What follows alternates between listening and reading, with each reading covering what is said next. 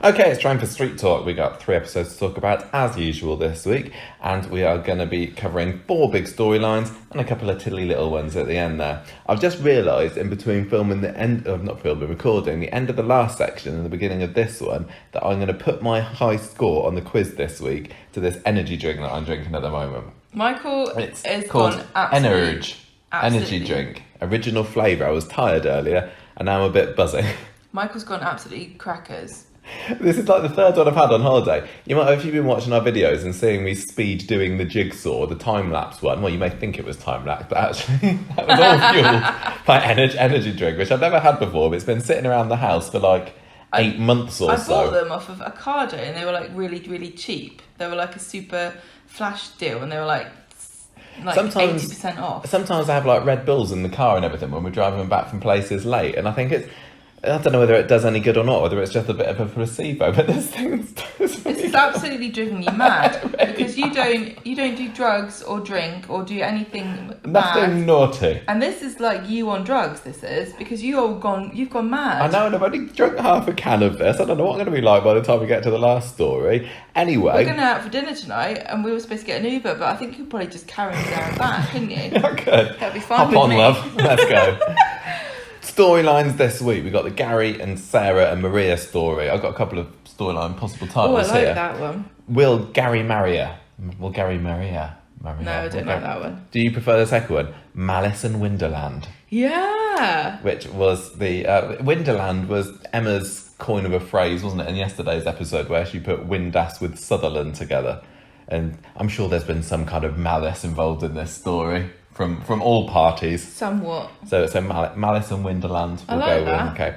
We had a little bit more of the Yaz fighting story, although I don't think we saw any of Yasmin at all this week. Vanessa Messenger.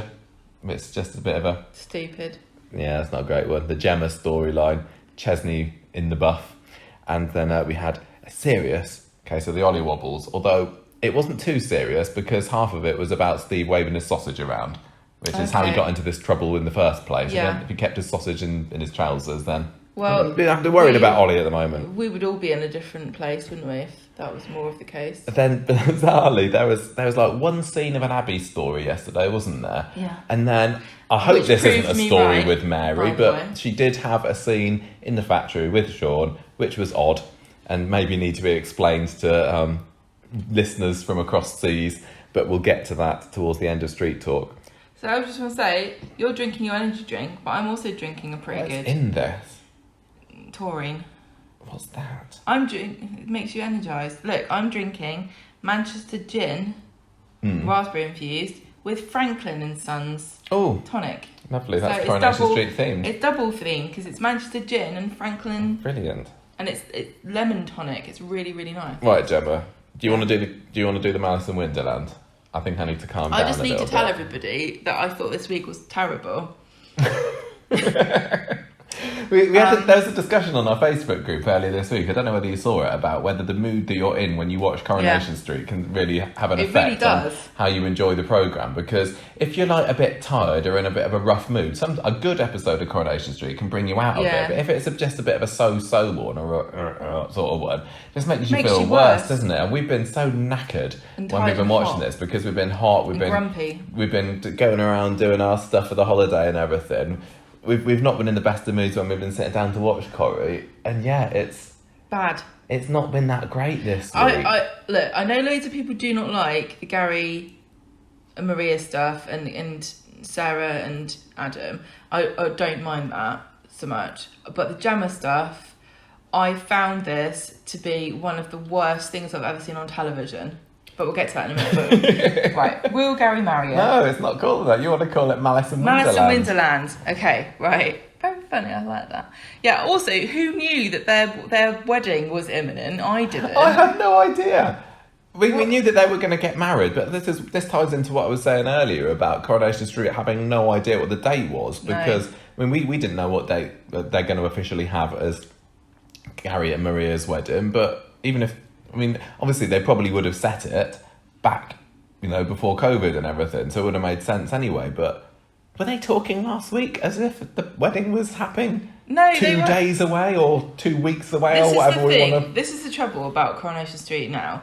the cast is so big and they've done so many of these life moments before, and so they feel like it feels as though it's like it is like the 100th wedding or whatever that's been on the show, but it shouldn't feel like that for the characters, and it does. It feels a bit going through the motions. It does. It feels like it's our turn to get married now, so we're just going to get married. Here's my dress. Here we go. They may well have mentioned it, but I honestly, literally before Monday, I think, had no idea that we'd be seeing the wedding coming up very, very soon. Also, it used to be that I'd get excited about what's the bride going to look like, and I'd actually care about weddings, and now I feel as though that last bit of joy has been knocked out of me by Coronation Street. But it's not about the wedding, is it? It's about what drama's going on behind the scenes of the wedding. And I also have to add that I did find this interesting, and I like this. I'm just complaining that I just think the magic of weddings is lost because nobody cares about the characters and their relationships.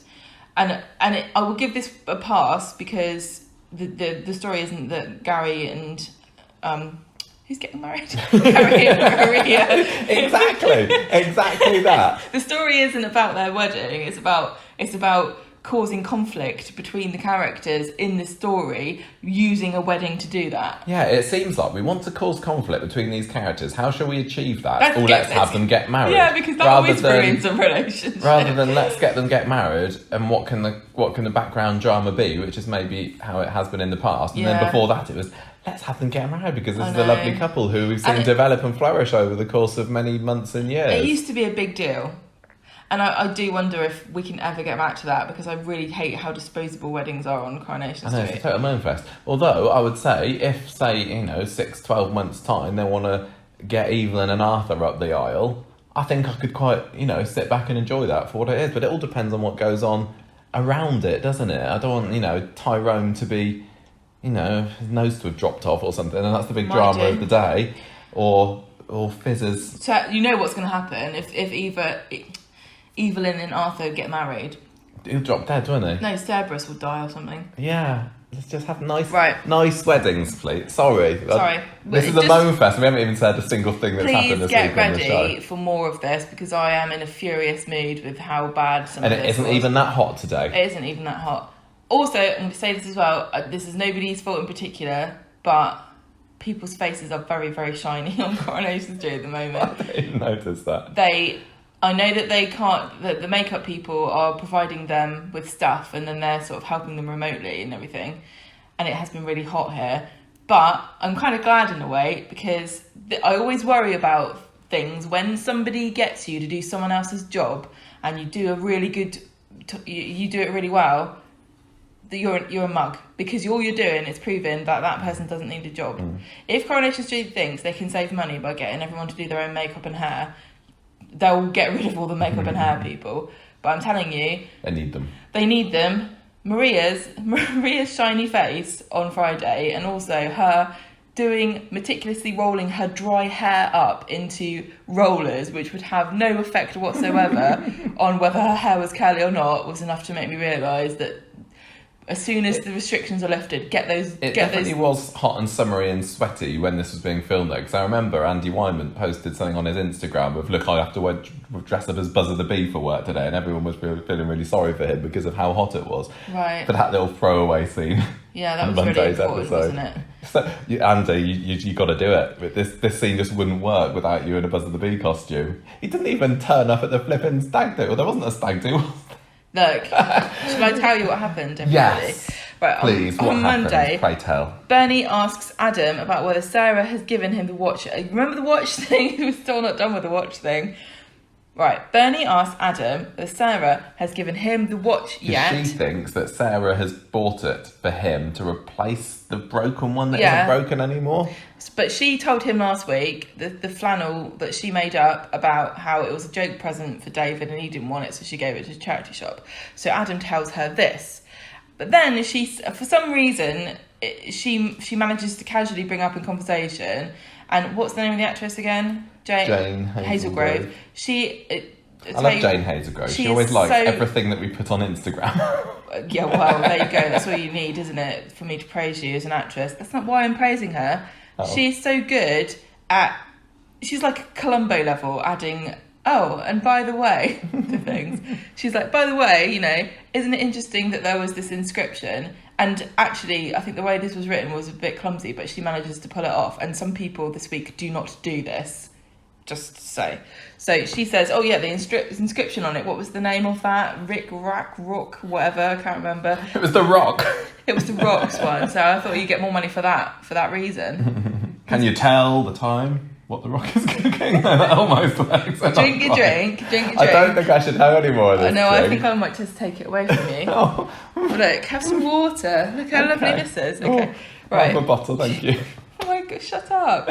Okay. You were really high. What is in it? It's like 0.3% taurine. Is that high or low? Oh, right, stay quiet. You can say what happened. Oh my God. Okay. Oh no. Right. She says the inscription, and he is very, very interested because now he realises what this watch is. So he bribes her with a tenner and asks her where this watch was found, and she says it was in Greg Woods, and that is also something that Gary wants to know about as well, by the way. So he knows that Gary knows this watch is out and about, and he knows it's important because it's obviously, well, I mean, it seems obvious now that, it's obvious in Coronation Street land that if somebody's left their watch in the woods, they're dead, whereas in normal life you would be okay to lose property without people sending out search parties for you, or sending out search parties, calling out the coroner, accusing people of murder. Is it any coincidence we've never seen a lost and found on Coronation Street? Although they have one in the Camel street cars, haven't they? Yeah.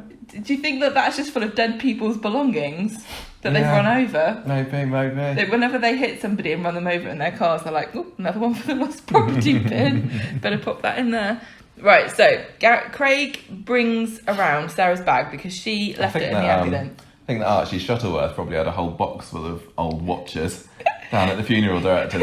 He always knew what the time was. When anyone asked him, he was like, 2:30, I'm not wrong. And they're like, where'd you get those from? He's like, just found them in coffins. Right, so Craig brings around Sarah's bag. She left it in the ambulance when she jumped in there when Gary got run over. And she opens it and she's got the watch still. Good. I'm glad the watch isn't lost because I really like it being in the show. Well, it's not anymore, Gemma. Right. Well, why didn't she just take it to a charity shop like she said she would? Anyway, while Sarah's distracted at the photocopier, Adam sees her bag, and then I think he looks in there because when she comes back, he confronts her about. I don't think we see him delving around in her purse, but when she comes back, he's there holding it, he's dangling it. Do you think they have multiple watches, or do you think that they just dunk it in hand sanitizer between scenes? Because if somebody touches it, obviously, then the other person can't touch it. I think it probably just got a bit of a wipe. Gunmetal watches don't grow on trees. That's true.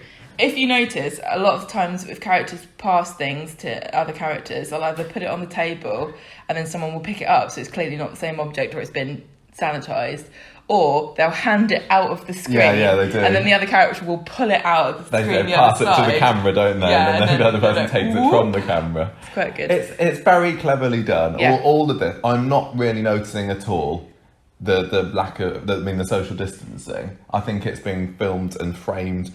They've done as good as they could have done. Yeah. Yeah.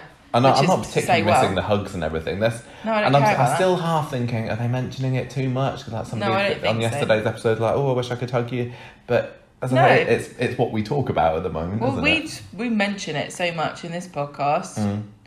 Right, on Wednesday, Adam says, why have you been keeping secrets? And she says, I'm not going to tell you. And he's like, I'm not going to leave. So then she tells him about Bernie and the watch, and then he badgers her a bit more. And then she finally says that Gary did kill Rick, but he did it in self-defence. And also something to do with defending me and my family and all this stuff. And then he says, why are you covering for him? Why won't you just go to the police? Why are you keeping his secrets for him? And are you still in love with him?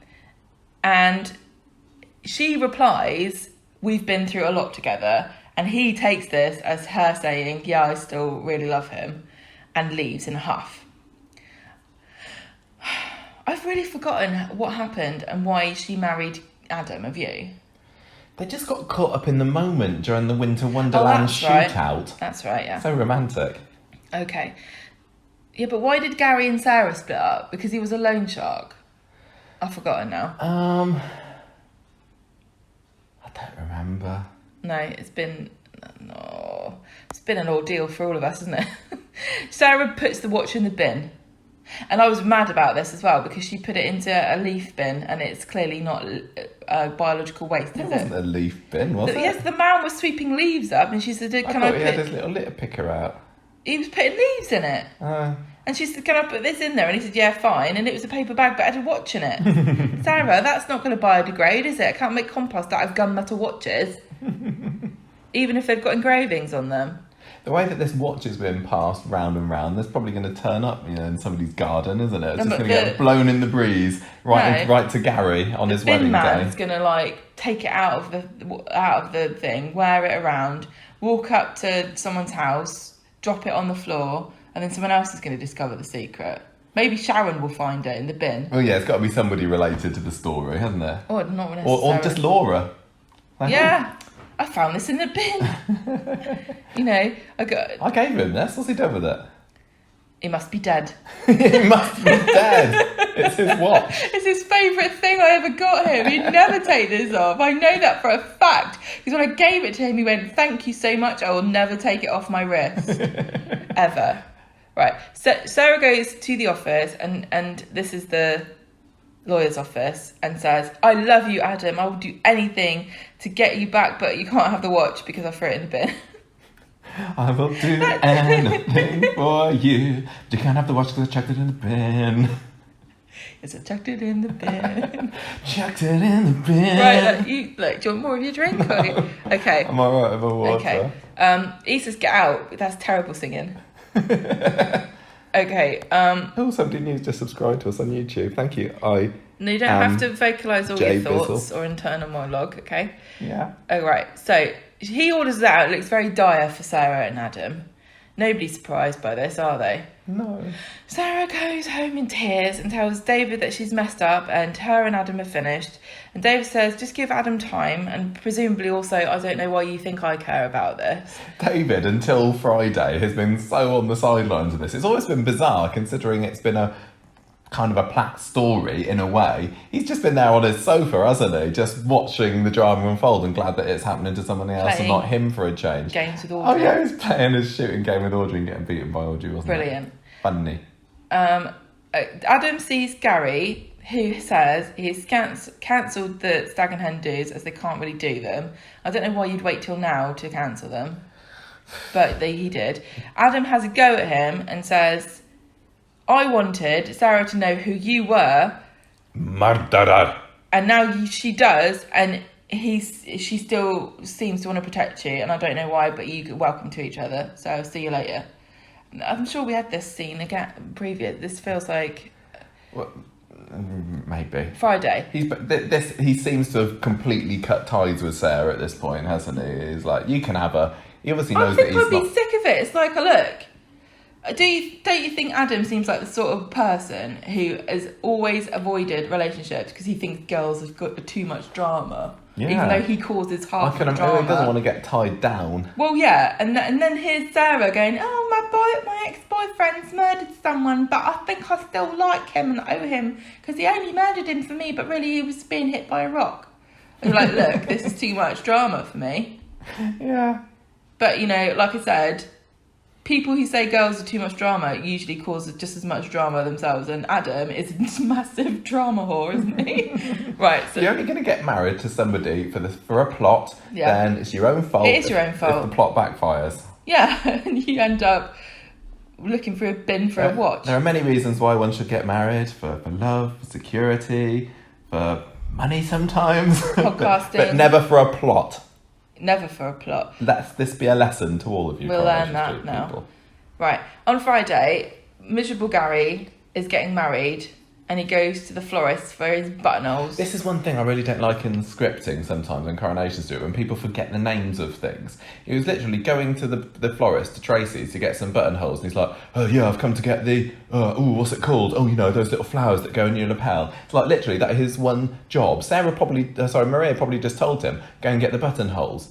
He wouldn't have forgotten the name of the thing he's going to the shop for, surely. Mary, can I have those things that you put in the hole of your buttons? I forgot what they're called.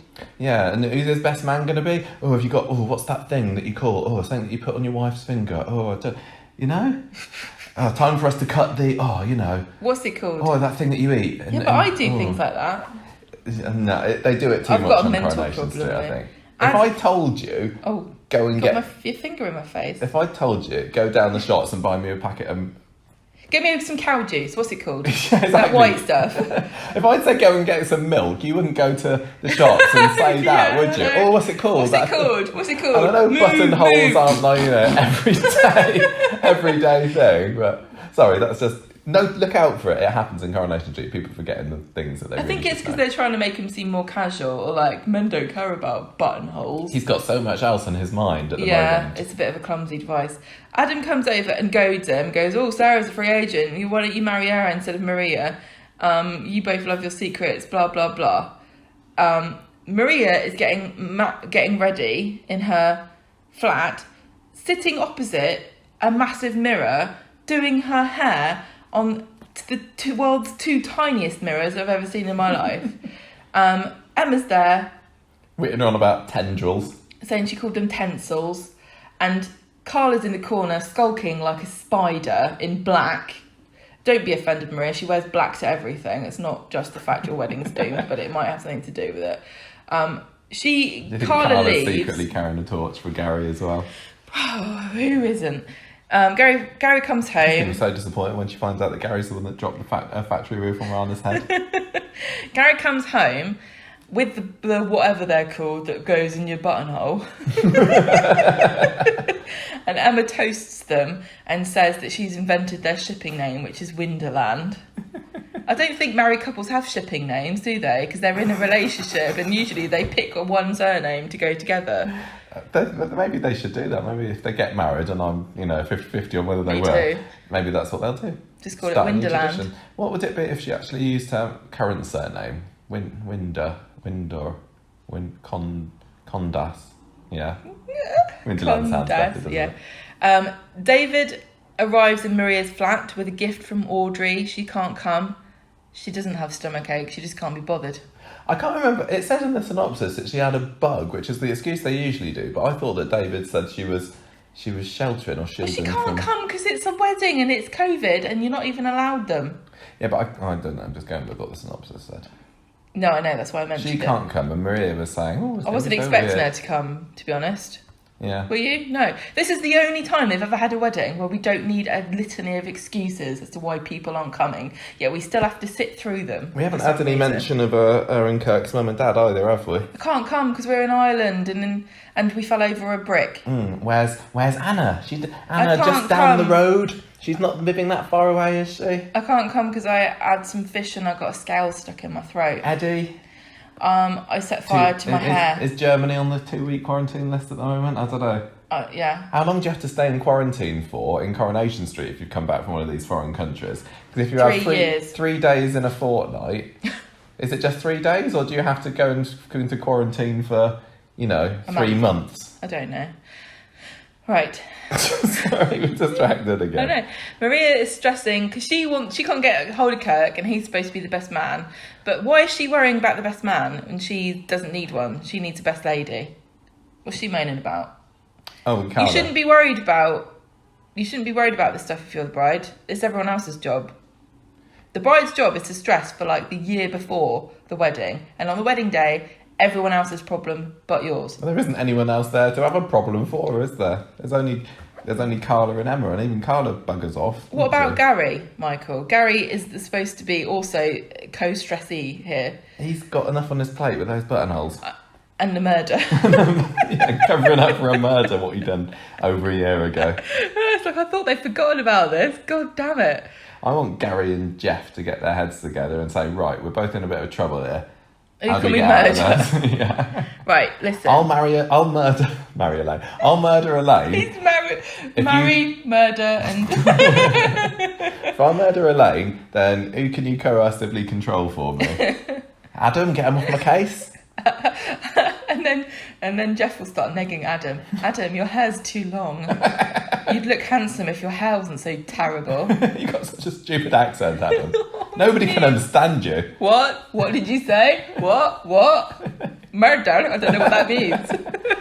Gary murdered someone. What? Okay, right. We're going to pay attention now, aren't we? Yeah. Maria's stressing. She can't get hold of Kirk. She needs a best man. Pronto. Does she say, what's this? Why does she need a best man? No, she says they're looking for somebody for help. I don't know. Is Maria, is that her best man?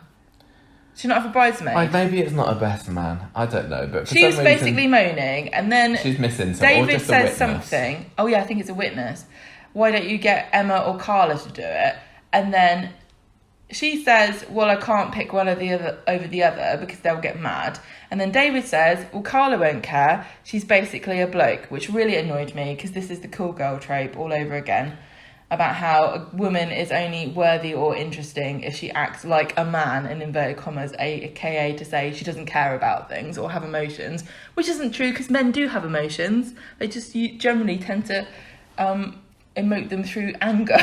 On Coronation Street. Yeah, everybody's angry with each other. Are you gone sleepy now? No, it's fine. I'll top up when I get to the next story. Right, so she says David's going to be the witness then. I think that was quite cool because the David and Maria relationship. Well, she said is nice, you're and it's practically always family. It is, and they've always had a very. They really are close brother, together. sister, friends relationship. Please don't ever think about putting them together. Don't put it into the universe. But this came about really because of Sarah's absence in the show for such a long time, and David kind of sparked off Maria like they were brother and sister in the salon. They worked together, didn't they? Yeah, in the salon.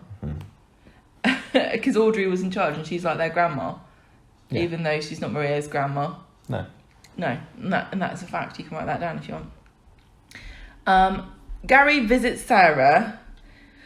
Oh dear. What have you been telling Adam? He goes around her house, doesn't she? Yeah, so she's there alone. He's in his suit. He's saying to her, what have you been telling Adam? Does he know that I killed Rick? And she's like, oh. We had to watch this scene like 3 times, didn't we? Because we still couldn't really tell. Did she admit that Adam knows that Gary killed Rick? I think she sort of does, but the script wasn't very clear, but her performance was amazing in this scene. I love Tina. Tina O'Brien did such a fantastic job of playing it, but unfortunately the script was a bit obscure because he says, "Did you tell him?" and she shakes her head. She shakes guilty, her head like she? I'm shaking my head at myself that I've told him. Yeah, without telling him. And then she says later on, "I'm fed up with all these secrets, these 2 lies or something." Yeah, having to cover up for a murder and a missing watch. Well, she's talking about. I can't remember what she's talking about. But she basically makes it seem as though she has confirmed that she told Adam, but she never actually says, "Yeah, I told him," which is a bit frustrating. They'll probably use that next week. I don't know if they're going to use this in the plot or if they just didn't write the script very well. All these secrets are driving me nuts. 1 minute you say you love me, the next minute you say I'm killing you, whatever. And this is the point at which we hear the door close and David walks in and says, "Awks." Wow, it's like Jack B. Shepherd was in the room. And there he goes. Yeah, so that was an interesting thing, and we're left wondering: was that him shutting the door after he'd already come in, or was that him coming in the door? Well, we didn't hear him. How long has he door. been there? Exactly. How long has he been listening to this? Did he only hear the confession of love, or the sort of the drama, the romance, the whatever's going on between Gary and Sarah? Because I don't even think they know what's going on. No. There was definitely no. Or did he hear the conversation about Adam knowing what Gary did? Because still the secret exists that he knows that Sarah and Kylie and he killed Callum and disposed of the body together. and they're the only people that should know this. But gradually more and more people are being told, and I don't think David really knows much of this that's happening. So what does he know that they know? I think we were supposed to think at the end of the episode that David has just heard Gary saying that he loves Sarah, or Sarah saying that Gary loves her, right. And he's saying that's awkward. Yeah. But I've got a feeling that they're trying to, pull the wool over our eyes a little bit, and all that David is really saying is awkward. It's like, I've just come home and this guy that's supposed to be getting married to Maria is here having a Barney with his ex-girlfriend. This is all a bit awkward, isn't it? So you think it's even less than what I think? Well, yeah, they could very well, I'm not saying they definitely will, on Monday say, Sarah saying, "What did you hear, David?" And he's like, "I didn't hear anything, but it's just, I think it's a bit weird that you're here, aren't you?" Yeah, but very easily, it could well be that he's heard about this, everything, or at least the confession of it. He hasn't heard about the killing yet, I don't think. Oh, right. I don't think it's that. I think if he's heard anything, it was just that last bit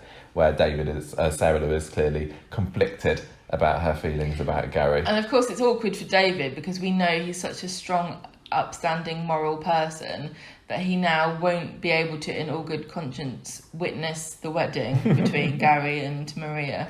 Well, I mean, he's had a long-standing grudge with Gary, hasn't he? He hates him. He hated him more in the past. No, I mean, this was years and years back. Now. This was when Gary originally came in the show. He does have a lot of time for Maria. He's good mates with Maria, and I don't think, in all good conscience, I know we're talking about David here, but I don't think he could let his mate Maria marry somebody who is Maria. Well, no, he didn't know that. Who he knows loves his sister or loves someone else or isn't into her. So he could go running off back to Maria. I don't think David would, but it is really odd to me that nobody has ever spoken to Maria and Gary about their relationship or why they're getting married or what they think of each other, and they never talk about each other to anybody else. Why did they get engaged? Was it just when she got pregnant earlier in the year? And then she thought, well, that's a good idea, he's rich. I mean, it kind of the relationship actually does make sense in a way, in that they're both desperately trying to cling to something that they feel is slipping out of their grasp. So Gary wanted a normal life because he could feel it spiralling out of control with all of his loan sharking stuff, and Maria wanted a car and a flat. Offered him this and also a child, but he's already got a couple, so I don't know why he was burning for another one. I think, and she's already got a kid as well, so, but she just wanted somebody to look after her because she's had bad luck with men. I mean, it's continuing. Does that tell you if she'd have gone with Tyrone, first time he proposed to her at Blackpool Tower, she'd have had none of this. But it's like they both desperately want something to exist that doesn't. Yeah. So I think, I don't know whether David is going to do anything, because he's, like I said earlier, he's been quite absent from this story. He's been on the sidelines, and it would seem odd for him to come in at the last moment and then be the one that turns the tables and everything and goes, no, this wedding can't take place, especially with Adam skulking around. I just wonder...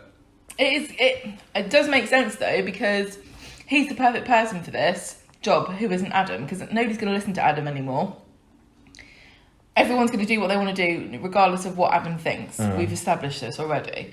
Whereas David is a good character to derail this, because he is an agent of chaos. He is an agent of chaos, but he hates Gary, so he's got a good reason to split him up from Maria anyway. Like you said, he likes Maria. And also, would you really want the guy who seems to be after your sister to go out with somebody, you know what I mean? I think because of his relationship with Sarah as well. Yeah. It makes sense to have him, and also that was his house. Is there any reason at the moment for Adam to go and try and stop the wedding? Well, this is what I just said. Who's going to listen to Adam? But why would he want to? I think... Apart from just to ruin the day of somebody who he knows is a murderer. Yeah, I think he hates Gary enough to try and ruin it.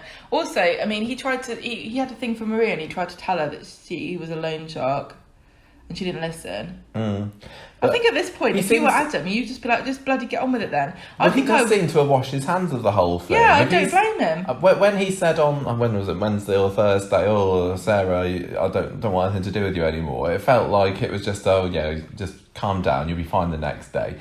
But he seems to have clung on to that, doesn't he? And he literally couldn't care less anymore. The foundations of this marriage were so feeble. Yeah. Takes one little murder cover up, and he's like, I know. People have you, Gemma. Yeah, relationships have been built on less than Coronation Street before, so he's just being a diva. So, I mean, it'd be quite interesting for him to go along and watch. He's probably not allowed, is he? No, that's why I think the big deal was being made about who's going to be the witness, because you're only allowed a certain number of people. Yeah, although you can now have receptions with 30 people or more as of today. But what happens if the morning of your wedding is before those lockdown rules and the actual wedding is after the lockdown What are you going to do then? Who knows? Explain that, Boris Johnson. So, David, I think Sarah needs to tell David Gary knows about Callum, and I think she needs to be honest with him now, really, because I can see whatever happens, I can see Gary being the first to leave the room on Monday, and then David being there left alone with Sarah. This needs to be the point where she tells him everything. She needs... Who? David. Sarah needs to tell David everything, because I think she can't tell him about Gary, because that's the whole point. She now is stuck herself in a situation where she's keeping somebody's secret who is a murderer, and if she tells David, it's as good as not keeping the secret in the first place. And all the things that she's done... She's not a very good secret keeper. She's not a very good liar. But she's basically wrecked her marriage over this now, hasn't she? Yeah. So then why would she tell David? Because that would be the same as she could have just said this at the beginning and kept her marriage It's hard, because if together. I was in a stitch, if I was in a little bit of a pickle like Sarah is, I'd want David on my side. Me too. He always comes up smelling the roses, apart from that time he went to prison. He's cunning, he's wily, he could probably come up with a plan to get you out of any situation, could David? It does depend on whether he cares. And because he could get to a bit where he's like, you've done this to yourself, I'll wash my hands of you, I'm going to go play. He likes to act like he doesn't care, but I think if a family member really needed him, I think, Platt loyalty would get him to, do something about it. Okay. So what's your prediction for the wedding? God, I don't know. Right, number one, by the end of Monday's episode, will Gary and Maria be married? I'm getting to the point at which I don't even think that they're going to leave their house to get to the wedding ceremony. Do you know what I mean? I don't know I can't remember where they said the wedding's supposed to take place. It's going to take place in the bit above the police station. It will take place in Rick's hotel with a jacket. That's probably the only place where it can take place, or the community centre. Yeah. I honestly don't think that this is going to progress any further now. But I wouldn't. Again, I just don't know. We could have. I don't know who's going to officiate. Well, Billy. And the thing about this, right? Because of COVID, Gary and Maria cannot get close to each other because the actors have to socially distance. That's true. That's true. You can't stand at the end of the. It wouldn't make sense. It would make sense that the officiant is like, stay away from me, plague carriers. So you are 2 meters away from me, but you don't then have to space the bride and groom out. Do you think the officiant's like, I assume you have not been physical with one another? You may now form a bubble with your bride. Yeah. And Mikey and Sammy are like, nah. No, we're not going to move in with each other. So what do you think? No, I think this wedding maybe won't happen. I was wondering whether Adam's going to phone the police as well. Like, why does he care now? He knows that Gary has murdered somebody, doesn't he? The thing is, I tell you what the problem is. Just report him to the police, his mortal enemy. The problem is he doesn't have the watch. If he had the watch, he would have evidence, and I think that's probably why Sarah got rid of it. Without the watch, all you've got is a crazed Scotsman with wild hair appearing at the station going, "There's been a murder." Yeah. And what can they do? Investigate it. They'll go to see Sarah and she'll be like, well, what happened was I thought that there was a murder and then I looked and it wasn't. And then I was phoning the police and then I just forgot that I'd done it. Sorry. Oh, I don't know. Well, he at least needs to go and tell Imran, his buddy, doesn't he? What's he going to tell Imran? Well, he can tell him. He's been telling him. But why? Because Imran wants to know. Why? I'm not being hard. I'm just asking you why. He didn't like Gary either. He's trying to still... Because he knows that Gary is tangentially related to the roof collapse that killed his sister, doesn't he? Yeah, So he might be like, well, if he killed Rick Needham, that's definitely killed evidence that he killed my sister, yeah. I don't know. I don't know. Honestly, this was probably the most interesting and easy to watch. I found this quite interesting, this story. Compared to everything else, I don't mind it. I have my problems with it, I did find that, yet again, this watch is being used as just coincidence after coincidence. Bernie happening to pass Adam in the street and mentioning it, and then Craig happening to deliver the watch back to Sarah, her happening to put it in the bag, and then Adam happening to be left in a room with the bag, and the watch happens to be in there. It's all a bit too convenient, isn't it? And I'm sure that a lot of it is to do with rewrites that have had to take place. But it's like, I just think it gets to a stage where it's just kind of comical. Yeah. So, well, I don't know. I think that there's still the chance that this watch is going to be found. Maybe they'll go to the dump, and maybe he and Geoff will be. Jeff's thrown away the camera, hasn't he? And Sarah thrown away Alia's going to be Alia and I know what's going to happen. Can go down the dump together and look for their thrown away evidence. Yeah, and they'll be opposite ends of like the little hut where they keep all the stuff. And then Alia will pick up the watch and go, "What's this?" And Gary will pick up the camera and go, "What's that?" And then their eyes will meet across. Maybe that's what's going to happen. The way things have happened in the show this week, I would not be surprised if this is in store for us. Well, they use the car park outside of Media City for many a thing. So why not just dump a load of rubbish there and have that happen? Maybe. Why not? Okay, so let's move on to the next story. I'm just gonna have a little swig of my drink to charge myself. Mm-hmm. Ooh! Okay. So the Yasmin and Geoff story, everyone. Oh, Alia's mad on Monday because she had a go at Geoff last week and nearly whacked him with her broom. And she keeps saying, "I shouldn't have done that. I know I need to stay away from him." She totally Hagrid's it. And she's like, "I need to stay away. It's not good for me getting on my knickers in a twist about him. He's getting on my tits." Yeah, and I need to just stay away from him. Including Imran and Toya, who are in the room with me at the moment, listening to me minging on. I'm going to sell my share of Speed Dial. Ooh! What the heckin' heck? Sally has a confrontation with Geoff across the street outside, and he's like, "If you keep filling Tim's heads with lies, he's going to choose his dad over me any day of the week." Ooh! And Geoff is slowly becoming more openly hostile to Sally. Like, he started off just sort of glaring at her, and now it's full on slanging matches in the street, shouting at her. And this is why he gets overheard. And this is the trouble also.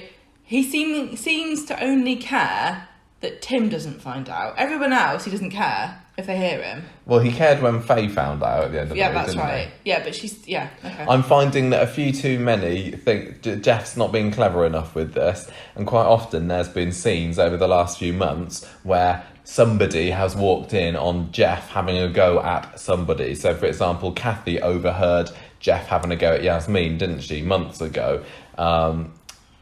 Tim walked in just recently on Geoff having a go on Sally. This week, Faye having a go on Sally. Go at Sally.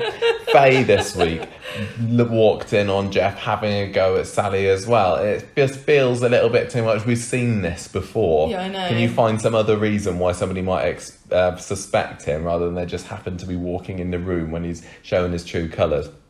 But anyway, it's not his fault. The downstairs area of the Metcalfe's house has no doors.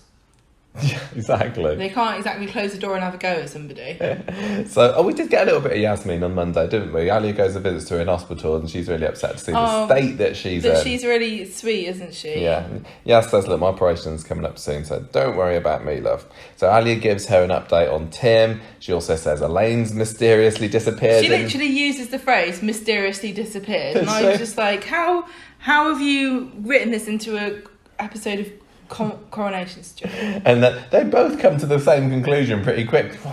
Probably killed her then. Has anyone found her watch recently? Because she's probably dead. That's all we need. If you're missing and you're stuffed somewhere, you're dead. You're dead. Well, she's left no trace yet, so it's on the cards, but it's not definite. Yeah, she's left a SIM card down the drain. Yeah. Yasmin again says, I'd rather be locked up awaiting my trial indefinitely than being out there with him. So she's quite happy to be out of the story for a little bit rather than back in with Geoff. Alia then sees Sally in the shop later on, tells her what happened at the hospital, and Sally says, look, if you sell up your share of speed dial, then Geoff's won. He gets a whole restaurant and none of it should belong to him really.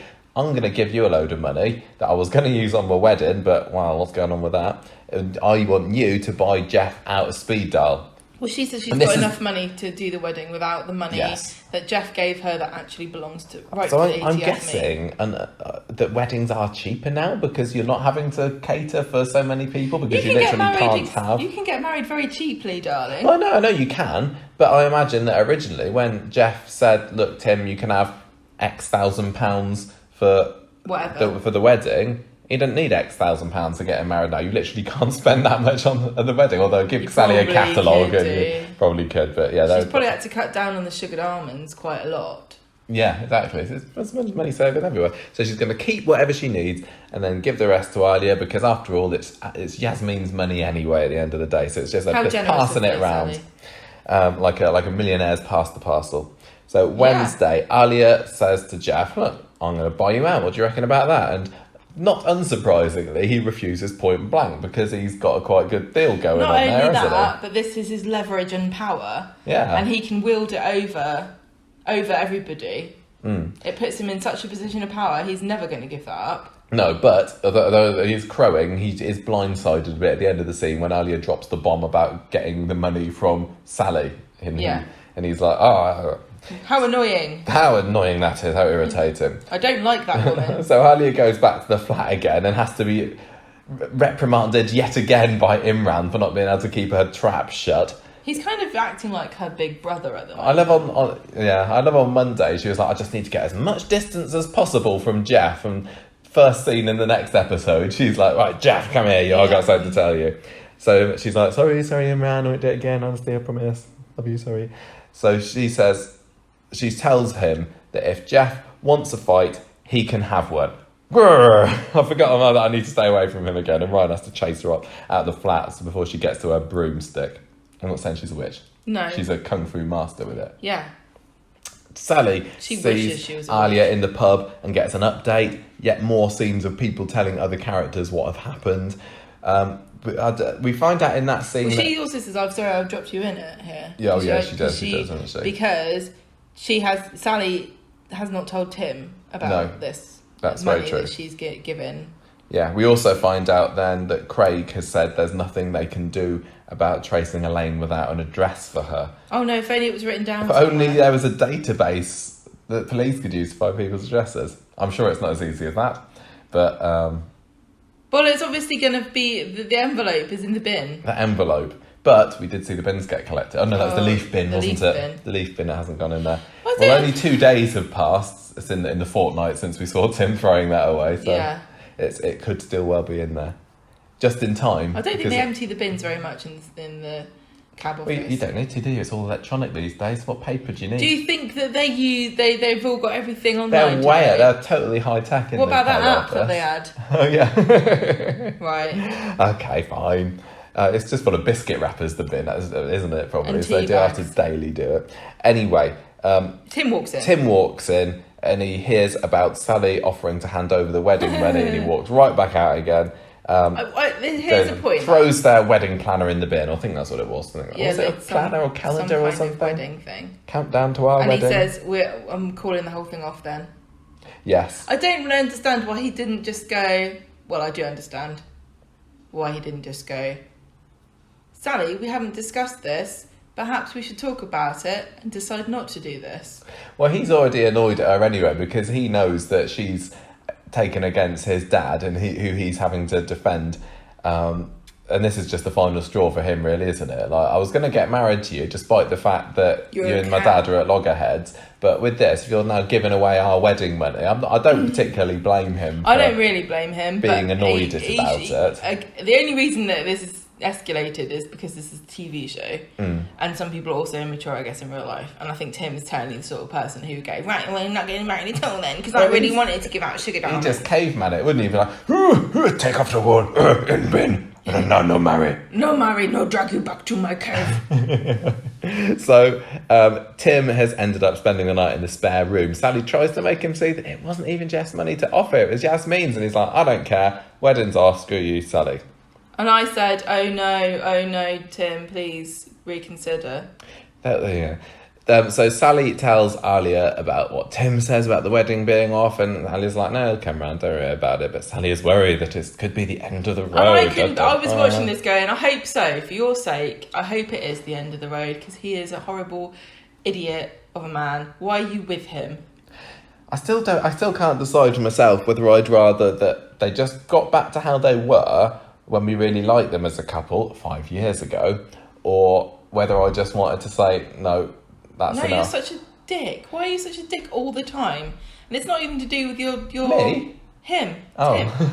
Tim. Sorry. But he wasn't to begin with. No, he wasn't. It was when she became the mayor. He couldn't handle it. I don't understand also why other people don't have a problem with how he treated her. I have seen lots of people criticising Tim online. But some people still think that he was right to say, sorry, because you're a victim of a stalker and harassment, the best thing is for you just to not be the mayor anymore, rather than saying, I'll support you and this is just a setback and we can't let the bullies win. He basically went, well, I don't want you to be the mayor anyway and this is too much hassle for me, so you don't be the mayor anymore. I just think that Curry has got so few happily married couples at the moment. Well, they don't have any, because Tim and Sally aren't married and they're not happily married either, so just let it go. But they need some. Yeah, but not these two. I'm sick of Tim. Do you know want that? Geoff to take him out with him? He and Geoff can go and live on an island together and just be horrible to one another. Well, let's see what happens, because it could well be that soon Tim comes round, but then we've been saying that for ages, haven't we? It will come anyway, the big thing at the end is that Geoff goes round to Sally's house for a big gloat, and he says, I saw Tim earlier. This was like the Bond villain at the end explaining his plan, while James Bond has literally got, like, he's had his finger super glued to a table, and the villain thinks that that's good enough as him being dead. Well, he's one villain that used stats to back up his evil machinations, because he said, when I saw Tim, his expression was 48% sadness and 52% relief, so he's glad to be rid of you. Then he starts insulting Sally. That is. Yeah, that is proof. He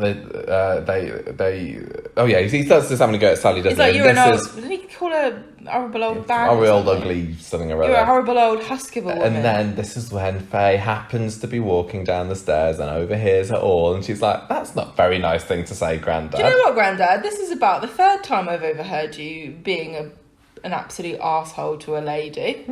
I'm starting to think there's some kind of... I think that what those people are saying about you is right. Not a coincidence at all, is it? Geoff immediately is like, oh, sorry, oh yeah, oh, you're right, I went too far. Oh, I'm sorry, Faye, but she's been abusing me for months, she has, and I've just went at the end of my tether about this. And I can't believe I've said that. I can't believe I sung so low to say terrible. that. I'm so sorry, Sally. Oh, please forgive me. I couldn't tell completely whether Faye had fallen for this or not, because Sally said, see your grandfather out, Faye. So she does, and then Geoff apologises. When Faye's at the front door, Geoff turns around and just made nice and loud so that Faye can hear, apologises again, but then gives a bit of a smirk. Yeah. So I don't know at the moment whether he has lost this ally in Faye, or whether she's believed his apologies. It's hard because we don't really know much about Faye, because again she's been very much on the periphery of this. She's a minor character in Coronation Street, so I couldn't say also, one way or another. I'll tell you another thing, she doesn't have anyone to confide in. No, so she doesn't. So we never hear her thoughts. No, absolutely not. Craig was who she used to, but there's nobody at the moment. She can't confide in her her adoptive brother Gary, because he's going through his own dramas at the moment. I wonder if the Faye's going to be going to the wedding on the next episode. Does she even know they're getting married? Yeah, she's not mentioned it. No, she couldn't be a witness, of course. Yeah, so I don't know. But then equally, I'm thinking, well, if Faye was now on the anti-Geoff side, would that matter? I know. Is she really that strong an ally that Geoff can't afford to lose her? I can't really be bothered to watch this plot if all it's going to turn into is one by one Geoff alienating everyone around him by being overheard slagging somebody else off. Which is where it's going. Which it is at the moment. This is what the plot is right now. Yeah, I mean, I suppose if Faye isn't on Geoff's side anymore, what the logical story progression next would be is for her to go and tell Tim, you know what, I think Sally's right all along, because I would like to think that Tim might listen to his daughter, but he's so stubborn. He's so stubborn he won't listen to anybody. He'll just go, Sally's poisoned you against him as well. I don't know. I mean, every time something happens where you think, surely Tim must do it now, he hasn't, but there's got to be a point. He will. He'll turn against his father at some point. This could well be it. I don't really see the point of involving Faye in the storyline at all, really, because she's not done very much, has she? So if the only reason she's been included in it is to be the one who can finally convince Tim to come over to the light side, maybe. Yeah. I don't know. It does feel a bit at the moment. You described it as spinning plates yesterday, didn't you? That the story is very much treading water at the moment. It really is just like... I said it reminded me of what happened in Game of Thrones in the original books, where George Martin realised that the timescales that he had planned for characters did not fit with each other. And so he had to have Daenerys go to Slaver's Bay and just hang around there. That's not the words you used to describe that to me last night. You said she was sticking a thumb up her ass. For 3 years. Yeah, basically. So that other people can go and stab each other in Westeros, so that she could then eventually come over at a certain point in the plot. But it doesn't really make much sense for her to have been dicking around over there for all that time when her actual ambition was to... Anyway, it reminds me of that, where I think because of COVID and the changes they've had to make, the timescales of things aren't making sense. But then... why have... Because when Yasmin had her heart attack, I was like, oh, very clever. They're going to put this on ice for a bit. But it's still going. And also I thought, they can't... Maybe it's because they can't have Ian Bartholomew and Shelley King in. They can, because they're both in the show. So why has she had a heart attack? Well I guess it's because you can't have the court We can't have the trial. It literally seems that everything that's been invented... Can I just ask a question? Can we not have court cases in real life? That's not true, is it? You can have court cases. Well, then why can't you film a court case? Because they're not filming on location. Well, is this not a big enough story for them to make a little... that's the only reason this is happening? So. It's really bad. They're not... I don't think they're papering the cracks over very well for this. I'm wondering how much of this has been invented to fill the gap and how much hasn't. Because Elaine came into the story... Was it the day before the trial was supposed to be? Elaine is like the shining star of this. Yeah, no, I'm just thinking what she was always going to been involved in. She was always going to come into it because Elaine's first appearance was the last day before the coronavirus switch. She appeared on the Wednesday, and then Friday was They're lucky they could get her back. Then. I know. Friday was when the trial stuff happened. So it feels like they're always going to have Elaine, and I wonder whether what was originally going to happen was Elaine showed up and then they have the trial and then she comes in and saves the day at the trial. And now they've had to invent, we've got to get rid of Elaine for a little bit. Alright, I'll forgive them a bit more then, but it's still a bit frustrating. I've enjoyed the story and I've been perfectly happy with it up to now, stretching out this long. But at the moment, I don't really care about Sally and Tim's wedding. It's another one of these things that they... as far as I remember, and I don't pay attention to everything, that they haven't really mentioned for quite a long time. And now it's suddenly so important. The pivotal, the focus point of the week. The reason I didn't mind the Geoff and Yasmin story, because they've had accusations that this is dragging on too long, seemingly the entire time they've been doing this plot. And the reason I didn't mind or I defended it previously is because this is a sort of plot that needs a lot of time, because manipulation and coercive control takes place over years in a relationship. It doesn't just happen over a few weeks and then stops. So I was defending it because it is I felt an honest, and I had a lot of integrity the way that they were doing it. But now it's just spinning wheels because they haven't got anywhere. And what I enjoyed about the plot was seeing the relationship between Yasmin and Geoff, which we're not seeing anymore. We're barely seeing any Yasmin as it is.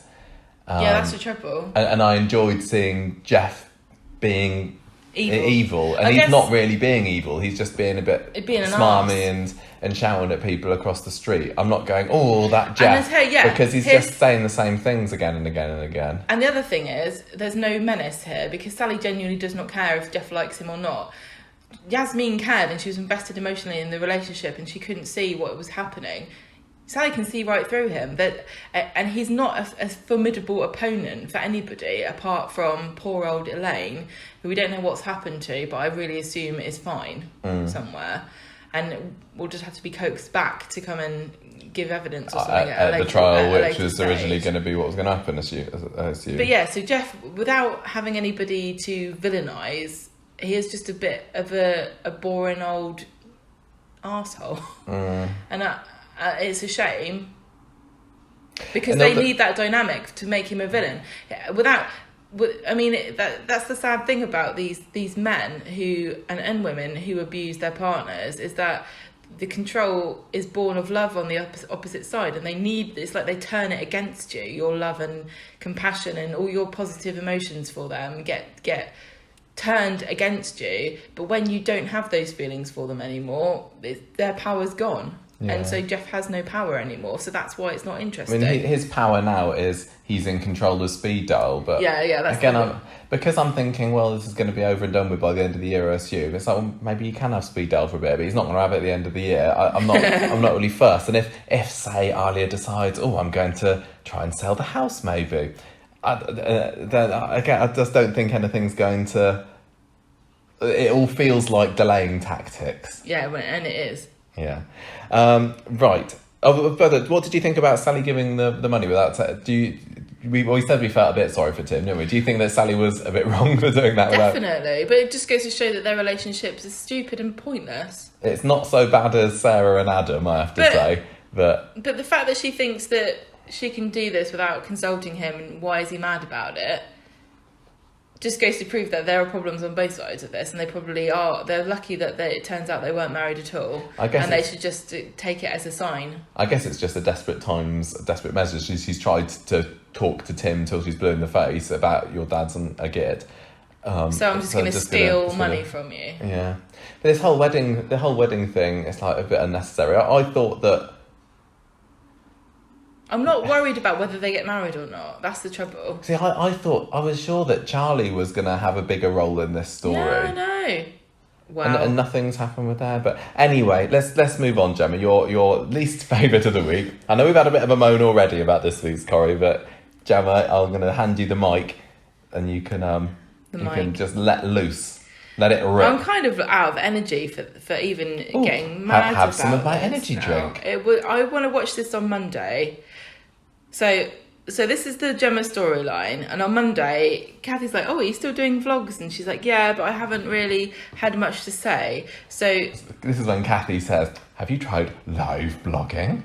Oh, what's that? Well, we know anyway. So she then gets inspired to do one of these vlogs, which apparently is igniting mummies across the country, because they've never heard anybody else talk about their problems before, and it makes them realise that they're not alone. I don't know if there are many blobs out there. I'll tell you what, there are loads of mummy blobs as well. But Gemma, as we know, is the most articulate. Gemma somehow tapped into like this deep-seated need that everybody had to see a simpleton prattle on about mushy peas for what felt like hours, but was no more than 10 seconds. Something really off about that scene. So anyway, let me just tell you. Go on. So she's talking about mushy peas, and then Chesney comes down. He's taking his shirt off because the said mushy peas have been vomited onto it by one of the children, and he is standing there with no top on, and then he realises that she's recording, tells her to stop. She says she can't because it's live, and then he holds it up to himself and is like aghast at his nakedness in front of the world, and runs upstairs. And then apparently all these like noises come from the laptop, which are presumably are mummy blobs just having orgasms of ecstasy at seeing a man half naked that isn't their husband. So anyway, that scene was one of the worst scenes I've ever seen in Coronation Street. Why? Tell us why, Gemma. Well, you pointed out, we watched it twice now because I said, I'm going to give it a fair shake. I might have just been in a bad mood. I'll watch it again to see if it truly was as bad as I thought. And I will say it wasn't as bad as I remember it, but it's still one of the worst scenes I've ever seen. So one of the things that I pointed out was it seemed like there was unnatural pauses between each They were very brief. Half of the dialogue. It was, but when Gemma said something, and there was a bit of a pause. And then Chesney said something, and it's a bit of a pause. So there's something off with the editing or the direction or something. Something happened. It must have been a confluence of various issues, but it just was. I did GCSE drama at school, and there were times when we had to do improv, and there were always kids in the class who had no real skill or enough brain power to pull off improv of just a normal conversation. I never did drama at school, but it just literally sounded like two people doing improv in a class that they weren't interested in doing. And I really hate slamming actors' performances, and I don't very often do it, but I'm going to slam both of them in this because they can do way better. Both of them are really good actors. But the script was awful. I refuse to believe that anybody watches Gemma sitting in front of a camera going, oh, I really like mushy peas, but that reminds me that I like pizza. I remember when I used to eat pizza before I had my children, but now I only really have time to eat liquid food, like milkshakes. Oh, I love milkshakes. It's like a Homer Simpson, isn't it? It's like, but it's not funny. It's not funny. I want to know how many viewers that she's supposedly getting, because they've been very coy about the numbers, haven't they?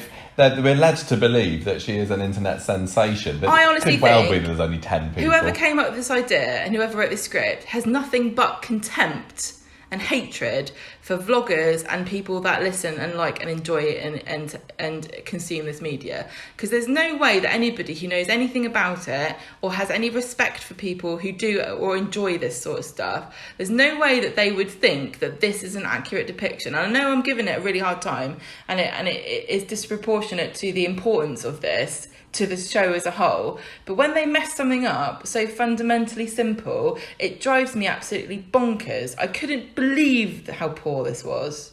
I'll tell you, with the little pauses between the dialogues, I think I know what it was. They were waiting for the laughter track. Oh God! I tell you what, this is the comedy storyline of Coronation Street at the moment. You know what? So pause for they probably did it in front of an audience there, and the audience are like, no, nah.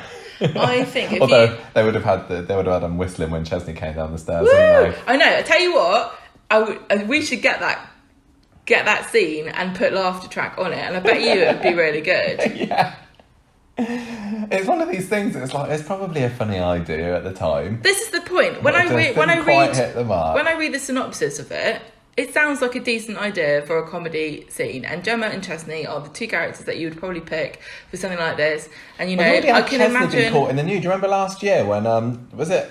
Oh no, Chesney caught Bernie in the nude last year, didn't he? When yeah, in the same room.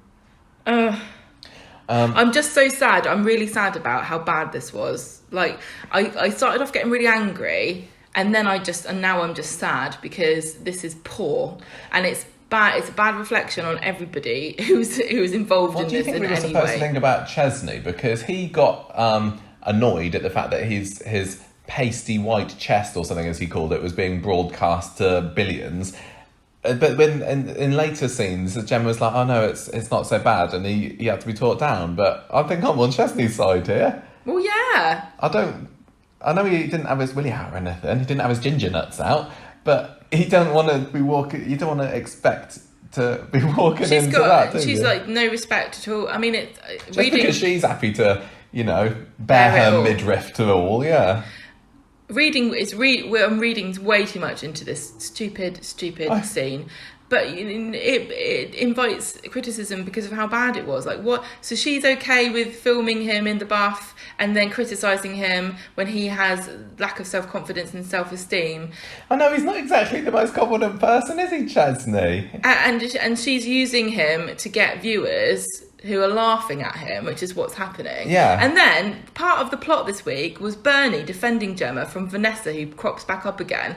And what was that plot about? Them making fun of Gemma and laughing at her. So has Gemma learned anything from the what happened with her and Vanessa? No, not really. And apparently, well, look, just I think, as much as I criticised this on Monday, I think that the twist on Wednesday when she has the video chat with her was an unexpected turn for the whole lot better. And I think that particular scene, I thought that was another one of the scenes, like the socially distanced hug with Abby last week, that was more human side of Gemma that I like to see. And I was like, oh, okay. Right, so on Wednesday, they looked through the comments together and people are moaning about Chesney having a go at Gemma. Again, annoying. But then they find a sympathetic mum who's saying how stressful it is, and then Gemma says, I'm going to invite her for a video chat later. And this is the other thing that annoys me. Gemma's being the Mother Teresa of mummy bloggers, saving everybody from themselves, because she went to one session of what was it? Postnatal depression therapy or counselling or whatever, a group session, and now somehow she's qualified to help people who are in the same situation as her. I hate everything about this. It's so condescending. It is so disrespectful to people that have gone through postnatal depression. And I honestly, buying none of this, I think this is stupid. So anyway, she says, I'm going to chat with you later. And it turns out it's Vanessa. And this is another thing about that Coronation Street likes to do, which is to set people up who are middle class, upper middle class people who seemingly have everything that the characters on the street don't have, even though all of them are loaded. Let's remind ourselves, and own businesses. None of these people are destitute. So don't be fooled into this working class myth of Coronation Street. They're loaded, but they're one storyline away from destitution at all points. Constantly passing around parcels of like 20 grand or so, just very casually. Anyway, so Coronation Street likes to set these characters up of like upper middle class toff and snobs, as though nobody in the world could ever be rich and normal, or not rich, just live in a normal house, right? And then they take them and then they like crap all over them, make them look like idiots, or say their lives are actually awful and worse than the characters of Coronation Street. So the characters in Coronation Street should be happy with what they have.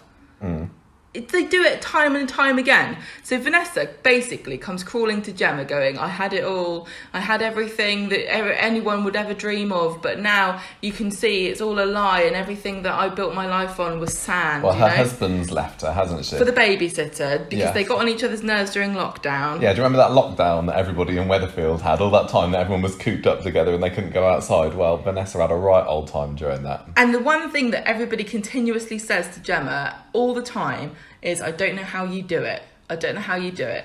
I don't know what she actually does anymore, because the babies are never in the scenes. I understand why, but it's like the babies have all died and she's just sitting there like delusionally spooning mushy peas over Chesney's shirts to make up for the fact that her babies have died somehow. Yeah.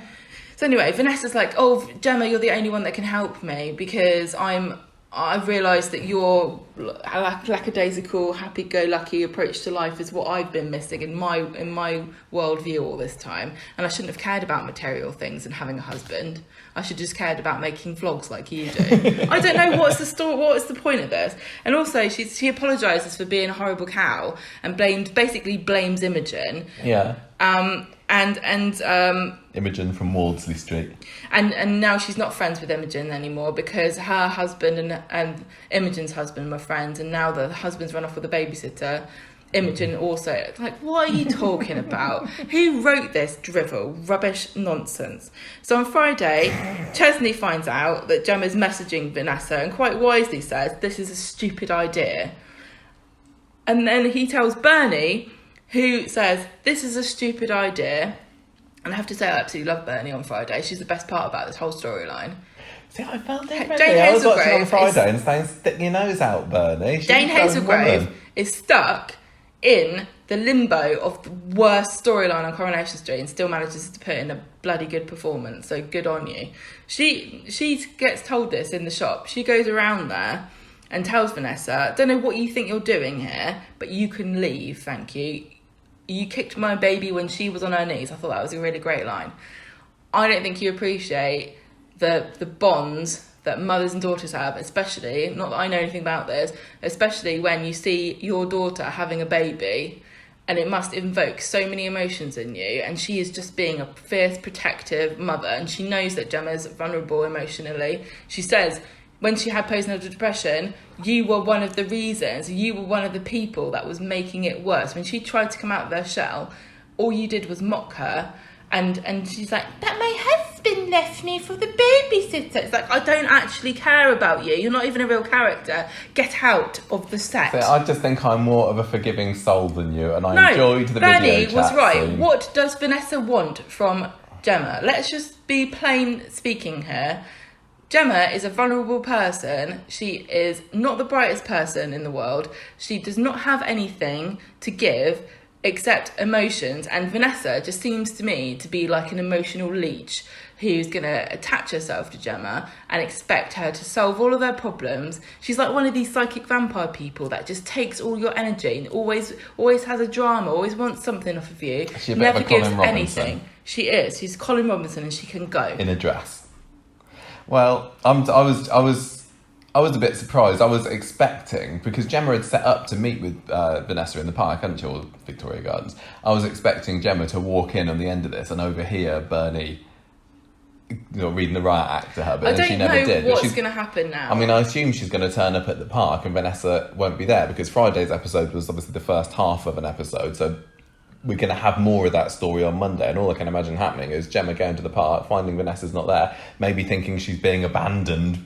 Or maybe she thinks that Vanessa is... I thought that Vanessa had forgiven me and she wanted to be my friend, but... No, she's not, and I feel worth it. So, yeah, I mean, I don't necessarily agree with what Bernie did, but I absolutely feel her energy and her passion, and it's nice that she feels it. It's a shame that she didn't bother for the previous 20 years of Gemma's life, but she's here now. Making up for it now, by gum. What the hell? Speaking of Bernie... We got to see a whole scene with somebody in a face mask the other day, and she sounded absolutely fine. We were worried. What happened? We thought that with people with the face masks over, then the booms wouldn't be able to pick them up, or whatever they said. Boom, they still use those these days. The mics wouldn't be able to pick them up, would they? But she was as clear as a bell. Yeah, she's got a powerful old voice. I really like Bernie. I liked what she said about. She had bird written on her face mask, and they're like, why have you done this? And she's like holding a mirror to the patriarchy, and you went, what does that mean? And I said, do you want me to explain it to you? And you went, no, I don't actually. And I understand why not, because I'd probably just start ranting about the male gaze for half an hour. Let's not go there then, shall we? I don't need to know this. But that's those little touches about that, like that face mask thing, whether or not you think it was funny or interesting, or you like Benny or not, you have to admit that those little character vignette moments of people having a personality is what Coronation Street is really lacking. And I like it when they invest those moments in characters that I like. So that little bit about Bernie. I fully understand that at times it feels annoying and disruptive to the plot. And you think, why am I being forced to watch this? Especially if it's a character you don't like. But I really like that. But yeah, what the hell does Vanessa want? And what does she think Gemma... Like, I just want to talk. Just wants a minute. I don't like Vanessa, and anyway. I don't like what she represents in Coronation Street as well. This weird, the thing that annoys me about Coronation Street is one thing. It feels a bit hypocritical, right? And I always champion it and say that it's like working class people, blah blah blah, and like I have mixed feelings about it because I came from a working class background, but now I consider myself to be more middle class, but I also feel a bit confused about where I stand. And I think a lot of people in a similar situation to me have this same weird kind of like being kind of ashamed and feeling weird about calling yourself middle class, but also you don't really feel working class either. But Coronation Street is trying to champion this, but it kind of annoys me when you see them crapping all over people who are supposedly middle class or of higher status, when you know the show is written, made, produced, performed by people, none of whom are really working class people. I see what you mean. If they started off that way, they certainly don't end up that way. You know what I'm saying? Yeah. It just kind of gets on my nerves. Can we not just be nice to everybody? That's what I'm saying. It just don't crap on people and make these fake villains out of people. Okay. Right. No, it's fine. I had a segue about 5 minutes ago, but I'm going to use it anyway. Speaking of face coverings, what about Dev's beard, eh? Yeah. He had a big old beard, didn't he? Big old bushy beard. And I think that was he in that shop scene then? I can't remember, because he was definitely in the scene with Steve in the Ollie Wobble storyline when he wanted to buy his frozen sausages for £5.48 or whatever it was, £5.28. But yeah, that is a good old beard. I think he looks great. And I knew about it before, but I can't remember why I knew about it. I think maybe it had been reported in the press or he'd been papped or something with his big old bushy beard. I think it suits him quite well. And there's been a lot of Curry characters sprouting facial hair over the years, like, you know, Jack P. Shepherd's now got his beard, and Dan Brocklebank's got his beard, and Ben Price has got his beard occasionally. And all the female cast has got their beards. And usually my response is, I don't think they look that great in a beard, but I tell you what, it suits Dev. Congratulations. Which made me sad to see a post on Twitter yesterday where somebody said, oh look, I've met Jimmy Harkishin, and the beard is gone. He's gone back to the clean shaven I think you'll look. find that we're supposed to be spoiler-free podcast. Yeah, spoiler alert. Dev had a horrible beard accident. Anyway, look, sorry I ranted, and sorry I was being classist against and saying rants. that people on Coronation Street are working class, Rants but and rants, I don't know if that's that's story is. necessarily an insult. Right, so Ollie Wobbles then, and I didn't originally notice that this was the Ollie Wobbles story at the beginning, and I also had it separated out into Steve's sausage story and Imran's fostering story. There was I've merged a them very- together. These scenes maybe not in the same order that they happened, but Very they're all mixed to do reaction. with, isn't it sad that Ollie's not doing so well at the moment? And it's like you know how some people channel their emotions into interpretive dance? Yeah. Coronation Street channeled this into a rant about frozen sausages. Yeah, so Steve goes into the cafe first thing in the morning, and he wants a English breakfast or a sausage balm or something like that. However, the cafe has no meat in, and Nina, the militant vegan that she is just like, it's fine. She wasn't being a militant vegan. She just said, we don't have any meat. Would you like something else?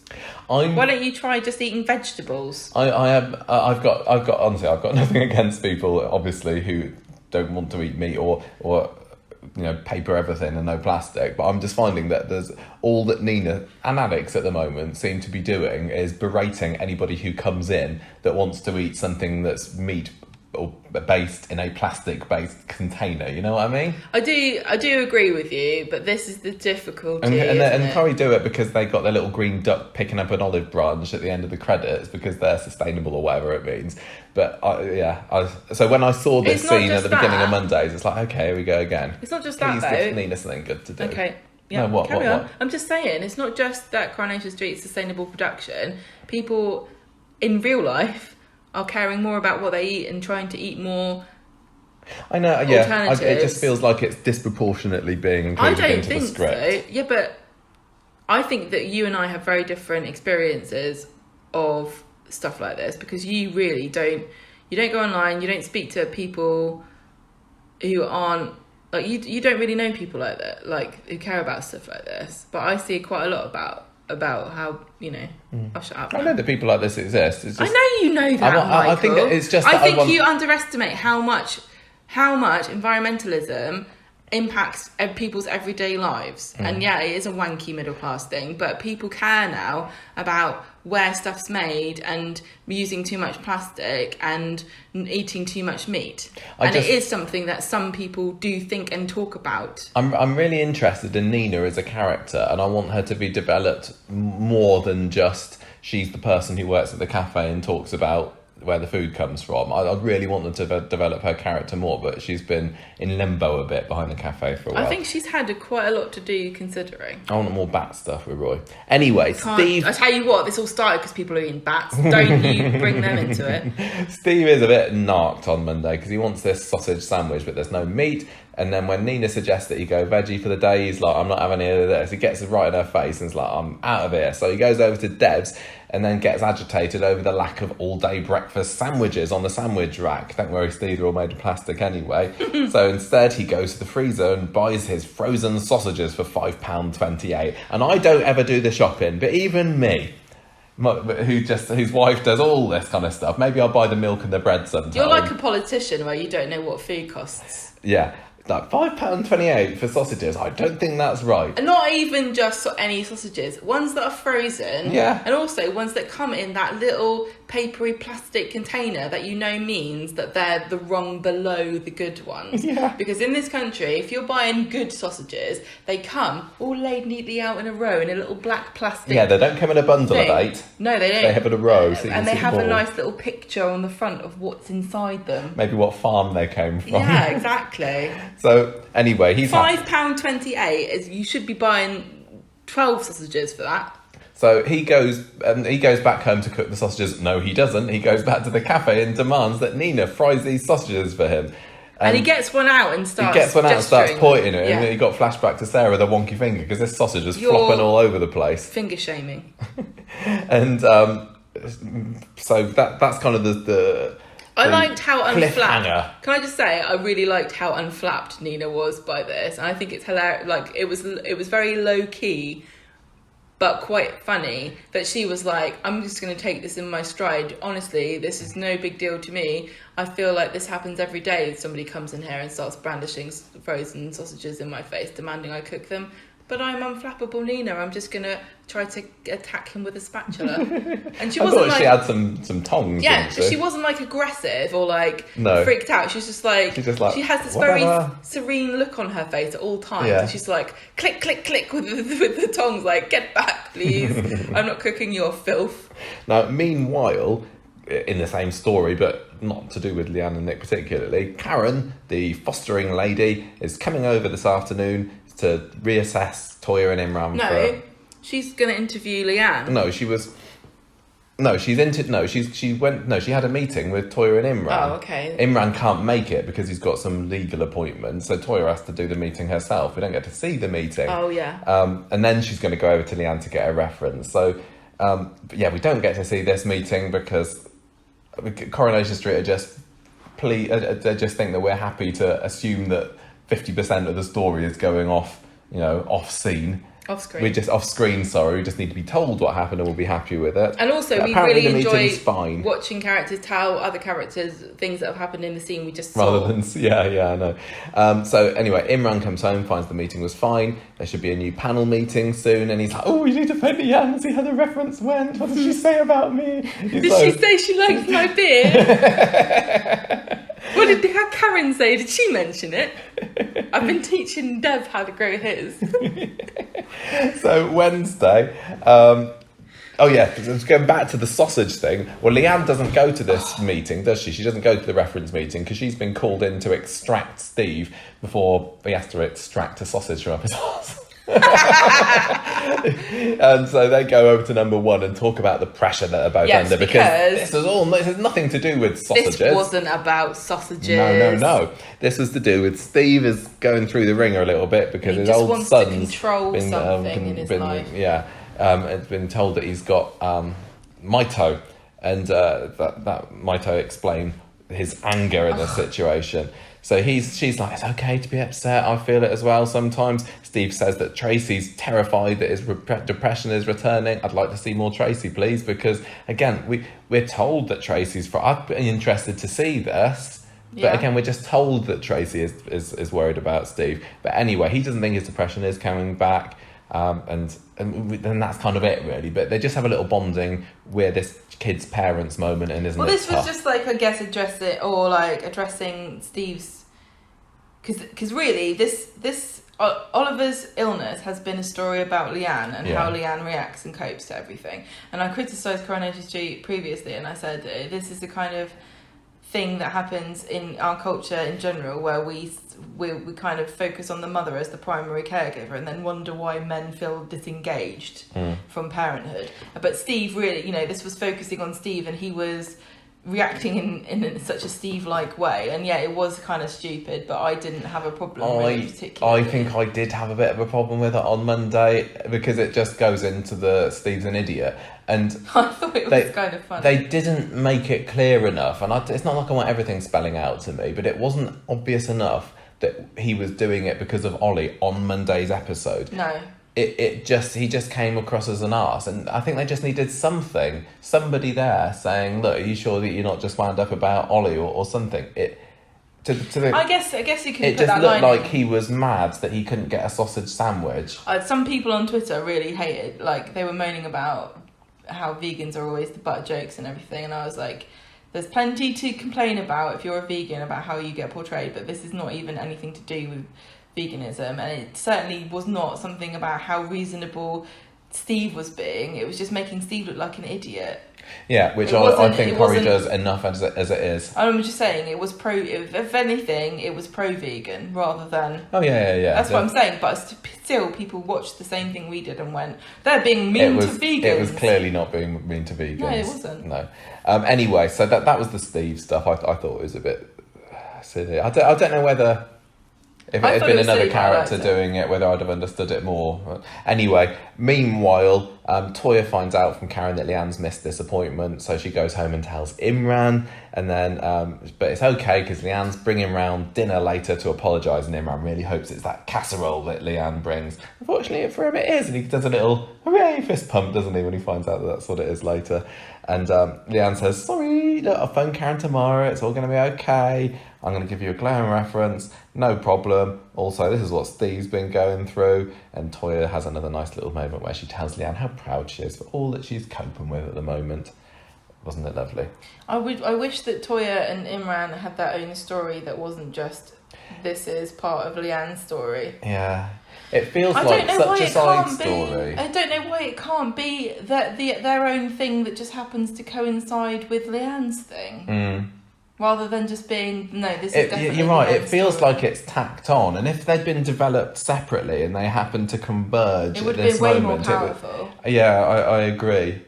And arguably, people are more interested in seeing Toya and Imran develop as a couple, if only because we have had nothing really of them other than they like shagging in the law office and then eating the vegetable lasagna.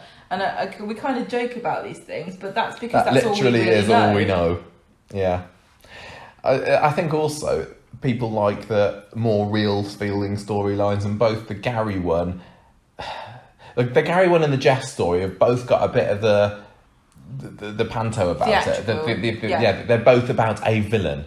Yeah, Gary's a villain and Geoff's right. a villain. In real life, we don't really say, "Oh, I'm the villain in my life," or "You're the villain in my life." Well, so you can't necessarily sympathise or empathise with the characters as much. And I enjoy, and obviously lots of people are empathising with Yasmin in this story, but Yasmin's not in the Yasmin story at the moment. No. So for something that's a little bit lower stakes, I think that having the fostering as give it a bit more airtime would be lovely, or more of the Abby stuff that came on. But anyway, I'm sure the time will come. I just find this a bit frustrating because unfortunately, due to the situation that we're in, I think it feels obvious to everybody watching at home that this Toya and Imran fostering storyline can't really happen now, and if it does happen, it's going to be with somebody who's pretending to be a 16-year-old who's actually 25. No, it's not, because they've got some of the younger cast members back now. But but I said before, you can't have a fostering storyline where everybody is socially distancing from each other. It doesn't make any sense. Mm. And so to get emotionally invested in it, and I know we said before that, the hugging and everything is fine and we don't mind that they're having to stay away from each other, but the physical contact is just as the same way that physical distance symbolises certain things about a relationship, obviously physical contact symbolises something else again. So if you were to have Toya and Imran desperately wishing to foster a child and it's their dream they've always had forever, their passion in life that they can't live without, and then the kid turns up and they're like basically patting him on the head with a plastic ruler, it's not going to feel true or authentic, is it? And they deserve a lot more than that.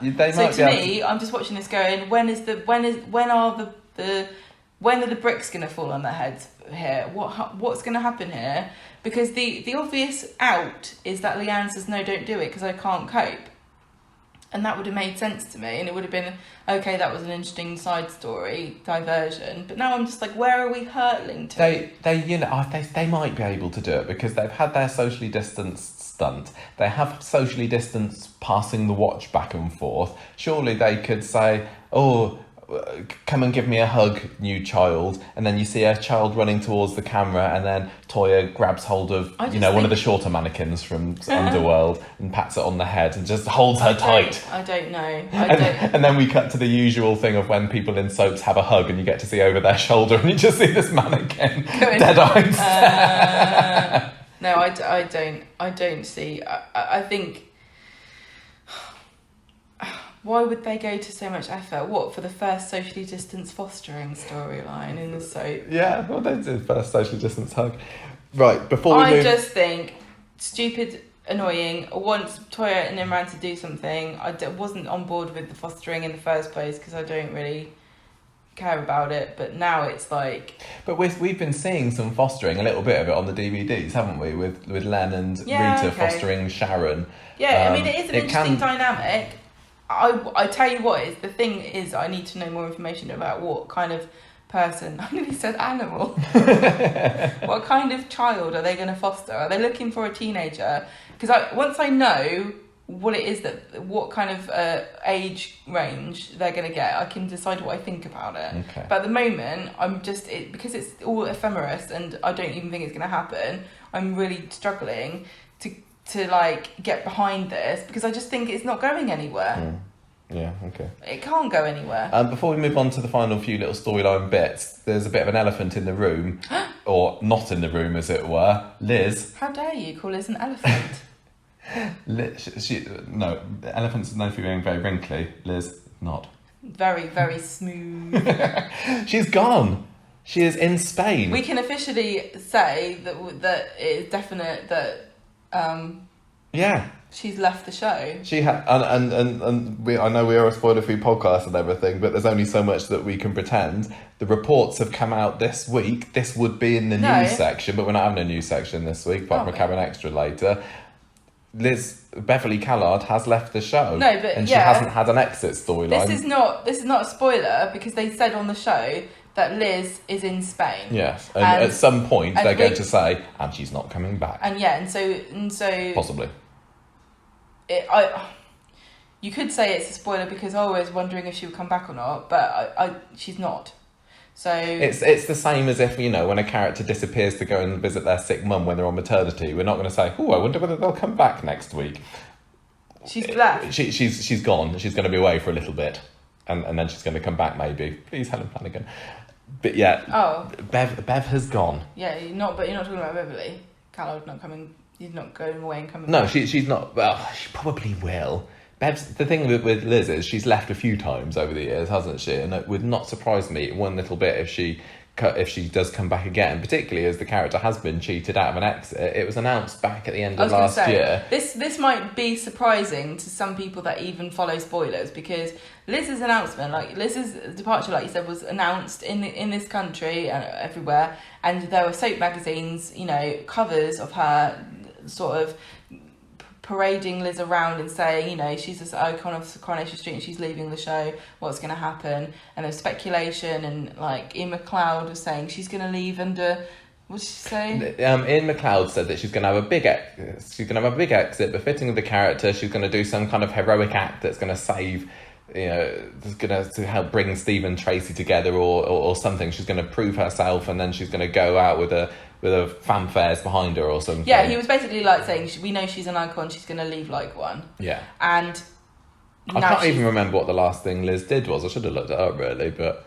I'm annoyed really, because when I read that, because you told me about it, because normally I don't see any of this stuff, but you sometimes just say, oh, no, I won't tell you. And I'm like, what? Tell me now. So I get out of it. So I was like, what on earth could it be? What can the story be? And I couldn't even imagine. So now I'll never know.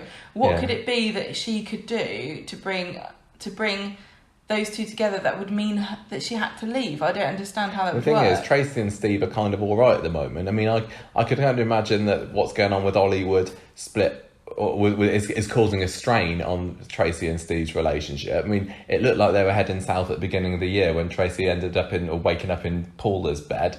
But yeah, there hasn't... I just imagine it's something to do with this Ollie storyline, but yeah, we'll never know. But she is gone. And Liz McDonald has done a Sylvia Goodwin and disappeared at a time when family could really do with an older maternal influence. And we can only assume that the stuff was planned and it couldn't happen because of COVID. And that's all we can really say about it. It's a shame because it makes Liz look really bad, just like it made Sylvia look bad when she disappeared the minute that Hayley was diagnosed with pancreatic cancer, not pancreatic cancer. Pants in the attic cancer. As soon as your grandchild has been told that they've got a life-limiting illness, I'm going off to Spain then. I'm going to Spain. Can't cope with this. Because I really like coronavirus. Yeah, and again, it's not, it's just the circumstances off screen that have led to this happening, but for one reason or another, Bev hasn't been able to come back post-lockdown to film any final scenes, so we're just left with an unsatisfactory ending.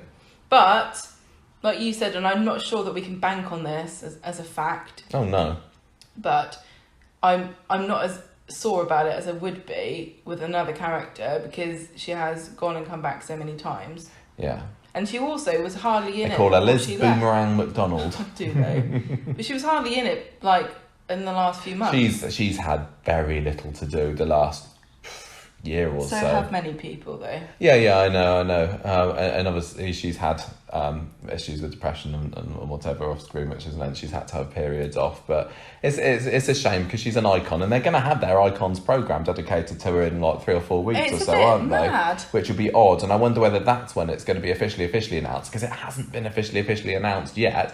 All we can say that has been announced in the press is, well, it was rumoured a few weeks ago, wasn't it, that Bev filmed her final scenes, and then this week when Steve said, she's in Spain, apparently Digital Spy reached out to Coronation Street, and then a source or somebody said, yep, she's gone. So I feel bad feeling it's like a spoiler that we're breaking, but well, no, it's not fair on everybody who listens to this, who expects to know what's going on in the show, for us to pretend that she's coming back when we know that she isn't. And there's certain other things that might happen in the future where we might have to tell you something that might not necessarily be apparent, but you could have inferred. I know something exactly that we could say, but we won't, but we don't need to say it at the moment. No, exactly. Because that particular thing isn't necessarily going to come up. I think that's a bit of intrigue for people there who are spoiler free. Yes, because this will come up, because we'll be saying, why isn't Liz in this massive McDonald's storyline? We all need a bit of mystery and intrigue in our lives, don't we? It's a bit like when Dr. Matt left as well, isn't it? Because it was announced that the actor had left and filmed his final scenes, and they obviously never said... Oh no, they did say Dr. Ramsden's left, didn't they? But it wasn't a big thing because he wasn't a big character, and I'm sorry for anyone that feels that that's a spoiler. I don't think it is a spoiler because they said Liz is in Spain. There's going to be another one next week as well. They brought it up. We wouldn't have said anything, but they brought it up. Yeah. We talk about things. We've said this before. The same rule applies to our Facebook group. We may discuss things that have appeared on air, on the show, nothing else. No. And that's what we're doing. And the rule is different for us, for Twitter and... Twitter we're a bit more spoilery. If you don't like spoilers, don't follow us on Twitter. Yeah. We got a 6,000th Twitter follower this week. Yeah, we did. Thanks, everybody. Right, so Liz is gone, Dev's got a beard.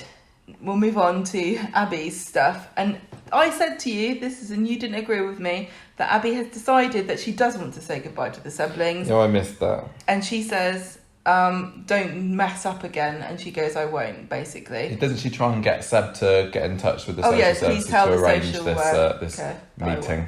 Yeah. And the other story was that Mary is mad, as you all know, and she's blathering on about balcony singing again. Somebody in the writer's room absolutely adored the Italian singing opera from their balcony. That feels, as much as a lot of Coronation Street feels very modern, and, in touch with what's going on in the world at the moment, the balcony singing feels just a little bit Ooh, you missed your mark there. That happened a bit too long ago now. There are certain things that happened right at the beginning of lockdown that now seem like they happened 10 years ago. Yeah. Balcony singing is one of them. And the other thing that occurred to me the other day is Tiger King. Do you remember how obsessed everybody in the world was about that? And now it's like, who? What? Anyway, Mary is mad. She likes balcony singing. And she also was trying to cheer up Sean by trying to offload this. I don't know if he actually accepted it as a gift.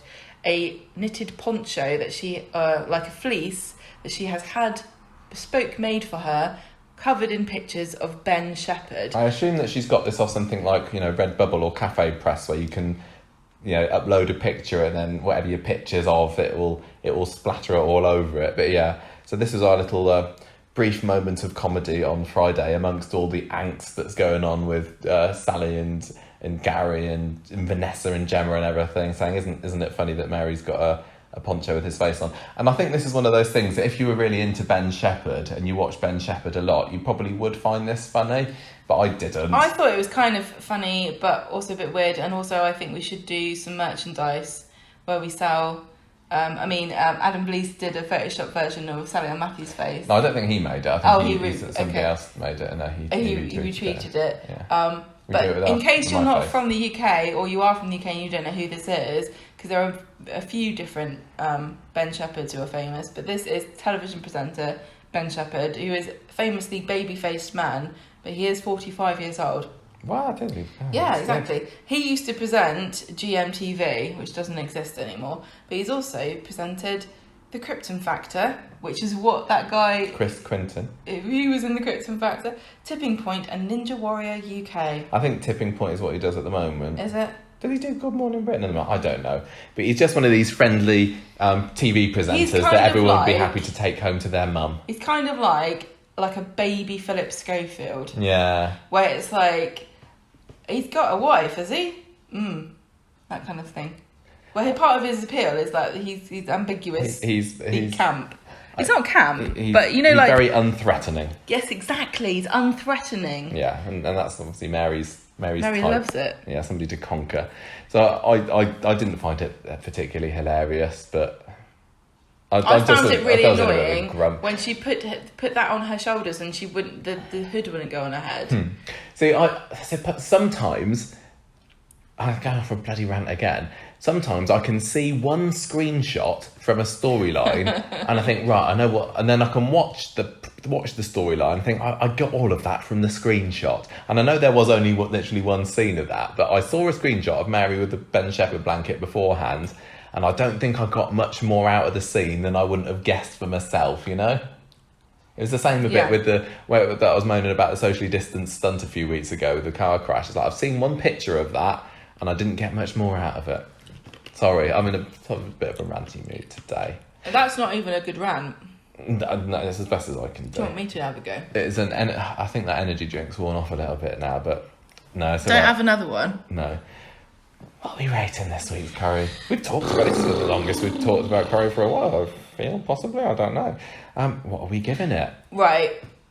Before we go any further, I just want to talk again about Gemma. Go for it, Gemma. I said to you when I was watching this that I think that Dolly Rose Campbell has lost how to perform Gemma. And I know that's a really mean thing to say. The character isn't the same as she was. But they've thrown so many things at her that don't make sense for her character that I don't know how anyone would be able to stay true to what people liked about her and maintain that, given all of the stupid stuff that they've had her do. And I think Dolly Rose Campbell is such a talented actress and really fabulous, and she won our hearts. So how did she manage to do it? She was fantastic, right? She came in as a sidekick to a drug dealer, as a disposable chav sidekick, and she managed to translate that into becoming one of Coronation Street's funniest, most beloved female characters in a very, very short space of time. And she did that herself with her charisma and her talent. She was sparky and spunky and She had charming. Yes, you're right. She had something. Tough. She had something about her, but they've completely lost it. It's just baby brains now. And it's not fair on the actress that what they've done to this character, and it makes me really sad. And I really, really hope that they can do something to revitalise it, because they have just... I don't know how she would know how to perform this character now, because what is she anymore? Like you said, she's just basically... And it also, I think it's bad... It kind of feels a bit insulting to mums as well. Because I see it all the time with people I know. When you become a mother, it becomes all, part of everything that you are. But at the same time, I see a lot of women struggle against the label of like, I'm just a mum now. Is that all I am? But that's what they've done to Gemma. You pointed out when we were watching some of the 80s, Corrie, that Gail's being a mum at the moment, isn't she, to Nikki? And Deirdre did the same thing when she had Tracy. Yeah, and they feel like they haven't... The characters haven't been compromised. They haven't, and instead of it being like a battle or I don't know, it feels really genuine and interesting, and seeing these women kind of accommodate this change in their lives. Yeah, it's tough, but they're putting up with it. But they do it with like grace and dignity, and it feels very normal and human. But what they've done with Gemma is just so perversely weird and extreme that it's a struggle to sympathise with her, and what they give her to do, this vlogging stuff. I'm so sad for the character. I think if Callum could see her now, he'd be spinning in his Granny Annex manhole, wouldn't he? Toby would be like, what's this? What's this rumbling under the floor? Vibrations. What are we giving this week's episodes then? It's... Okay, I hated the Gemma stuff. I thought that the Gary stuff, I kind of liked it. I thought that the sausage was funny. I know I shouldn't have thought that was funny, according to some people, but I've got... Other people loved it. I never said I had a good taste in anything. Well, no, there were definitely stories online of Coronation Street fans in hysterics over this scene. It wasn't Gemma with mashed peas. I'm going to say that. Right, go on. I don't know, like...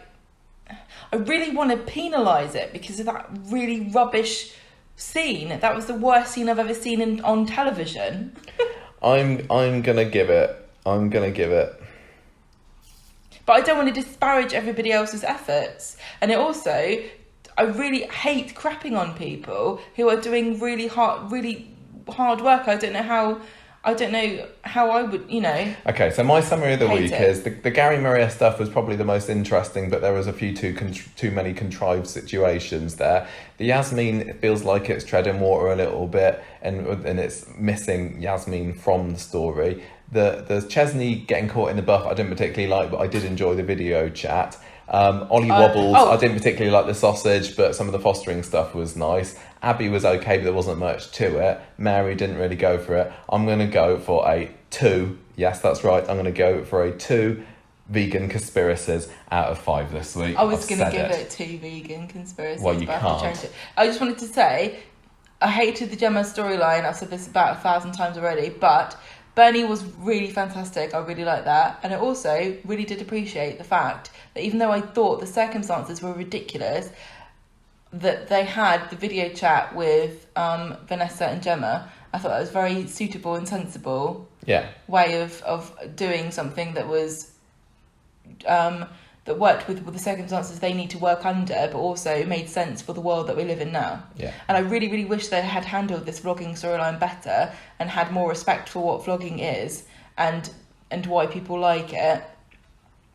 Because I think that's an interesting idea, really interesting idea. Love to see it explored properly, but I think that they've ham-fisted this to the point at which they should just throw it in the bin, along with cheese balls for dessert.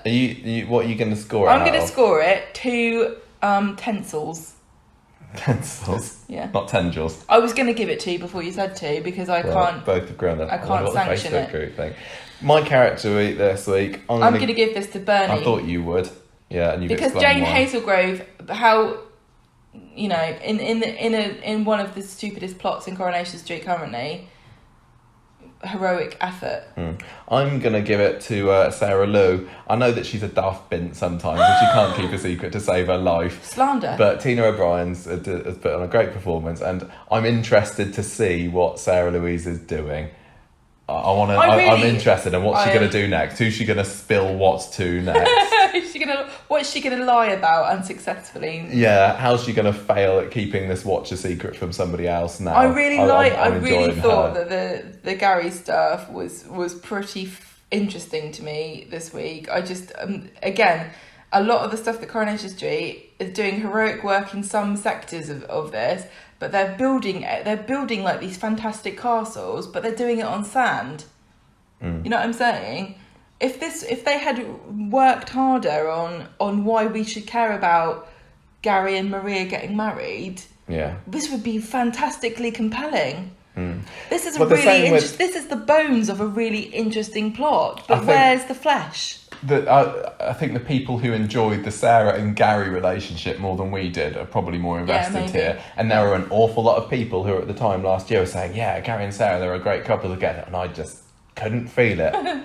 I don't know who I want Sarah to end up with, but Gary just didn't feel right. I didn't feel the spark that everybody else did, and maybe if I did, I'd be like, Gary, don't marry Maria, go back to Sarah, your one true love. And I'm kind of half buying that he... We're too old? I don't know. I'm kind of half buying that he loves her, but at the end of the day, next week, I think the wedding probably won't happen, but I'm not too fussed either way. The trouble is they've put the time in, haven't they? They've put time into this, but it hasn't translated to me as feeling anything. I don't know. That's enough moaning. Wah, wah, wah. Maybe next week. I mean, we're going to get some kind of explosive episode on Monday, I hope, so you never know what's going to happen. And maybe we'll Abby stuff as well. We'll watch it at home with our Abby. We are going to watch it at home, yes, that'll be good.